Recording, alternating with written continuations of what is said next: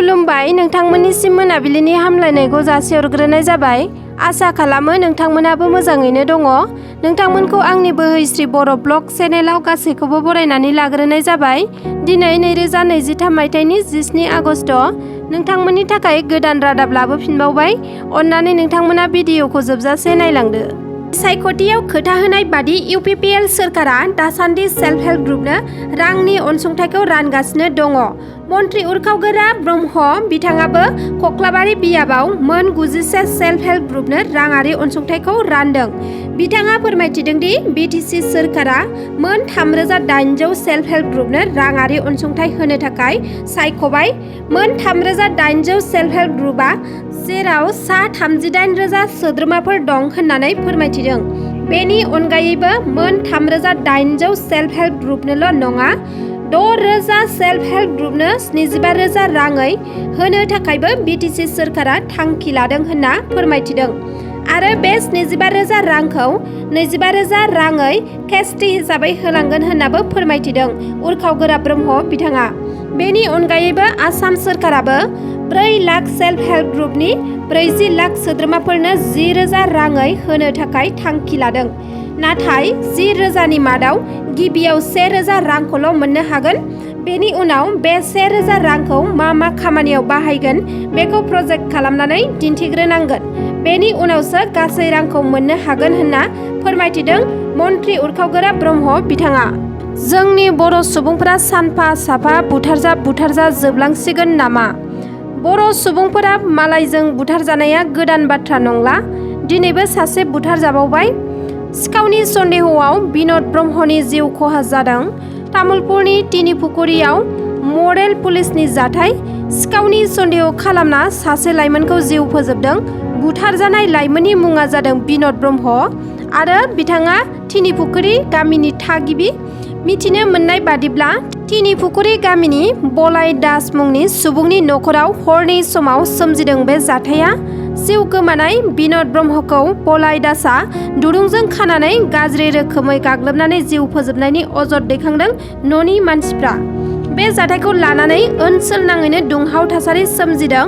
बिन'द ब्रह्मखौ बुथारग्रा बलाय दासआ दायो खारखुमानानै दङ आरो बे जाथायनि सायाव दायो तामुलपुर पुलिसआ नायबिजिरनाया सोलिगासिनो दं।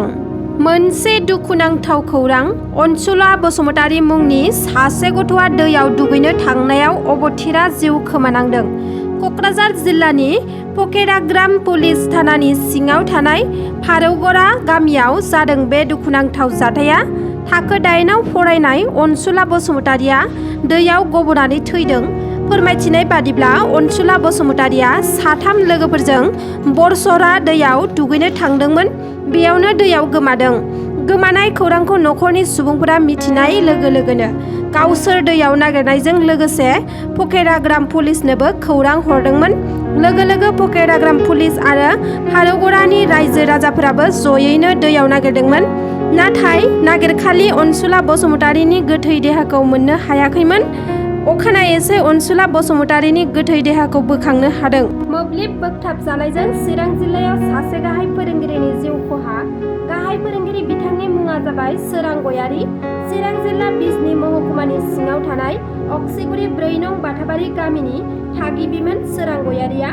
बिथाङा 3 नं हायनारि गुदि फरायसालिनि गाहाय फोरोंगिरिमोन आरो थांनाय 2013 मायथाइनिफ्रायनो फोरोंगिरि हिसाबै खामानि मावबोदोंमोन। फोरमायथिनाय बादिब्ला हरनि 8:30 रिंगासो समाव जादोंमोन बे जाथाया आरो मोब्लिब बोगथाबनायजों सोरां गयारीया जायगायावनो जिउ खोमानांदोंमोन होननाबो फोरमायथियो। 42 बोसोर बैसोनि सोरां गयारीया मोब्लिब बोगथाबजानायनि जाहोनाव न'खरनि मानसिफोरजों लोगोसे ओनसोलनि सुबुंफोराबो दुखु मोननायखौ फोरमायदों।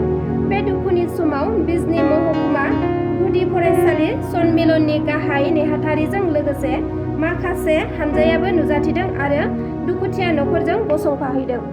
नगाव जिल्लानि सिङाव थानाय हाटदादि वाटारफलाव रंजानो थांनाय 3 सेंग्राफ्रा दैनि दाहारजों बुखारजानानै दैयाव गबनानै जिउ गोमादों। सेंग्रा 3आ बेरायनो एबा रंजानो थांदोंमोन। बेयावनो बेबायदि दुखुनांथाव जाथाया जानो मोनो।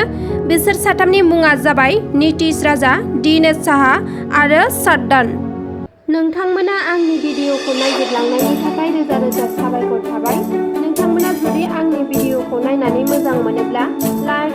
साबस्क्राइब खालामनानै हो जाहाथे आं गोदान भिडिअनि आपडेट नोंथांमोननिसिम लाबोनो हायो।